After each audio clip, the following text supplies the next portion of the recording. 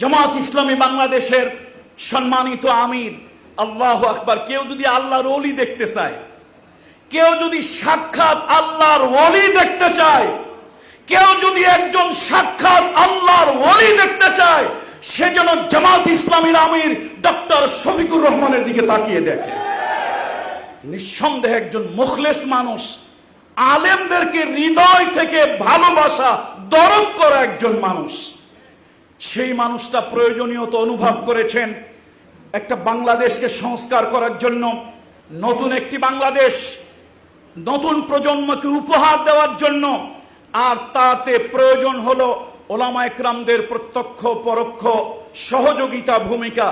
মরহুম শহীদ আল্লামা দেলওয়ার হোসেন সাইদি নব্বারাল্লাহু মারকাদাহু ওয়া জাআলাল জান্নাতা মাসওয়াহু, আল্লাহর ওলি বলেছিলেন, আমার দুটি চোখ, একটি চোখ আলিয়া মাদ্রাসা, একটি চোখ কওমি মাদ্রাসা। আমি আমার কোন চোখটাকে বেশি গুরুত্ব দেব, কোন চোখটাকে বেশি ভালোবাসবো, উভয় চোখই তো আমার। ঠিক তারই সুর ধরে আল্লাহর একজন ওলি, একজন বুজুর্গ, একজন মুত্তাকি, একজন পরহেজগার, শুধু উনি একটা দলের আমির নন, নিঃসন্দেহে একজন আল্লাহওয়ালা মানুষ।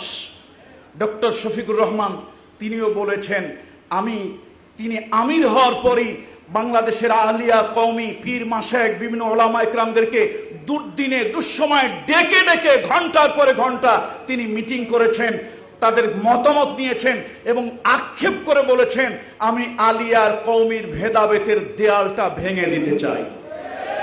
সুতরাং আসুন ওলামায়ে কেরাম, আপনাদেরকে প্রত্যক্ষ ভূমিকা নিতে হবে। এখন আর ঘরে বসে থাকলে চলবে না। সুতরাং আসুন, এখন সময় এসেছে এ জাতিকে দিক নির্দেশনা দেওয়ার জন্য, এ জাতিকে ভবিষ্যৎ দেখানোর জন্য আমাদের ওলামায়ে কেরামরা ক্ষমতা আমাদেরকে নিতে হবে। ক্ষমতা কেউ আমাদেরকে দিবে না, আর সেটা জনগণের মন জয় করে, আমাদের জনগণের মন জয় করে নিতে হবে।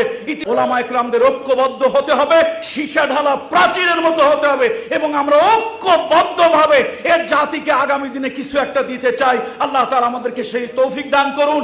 নতুন সূর্যের উদয় হোক, নতুন আবহাওয়া বাংলাদেশটাকে সুশীতল করে দেখ, সেই প্রত্যাশা রেখে আমি আপনাদের থেকে বিদায় নিচ্ছি। আসসালামু আলাইকুম ওয়া রাহমাতুল্লাহি ওয়া বারাকাতুহু।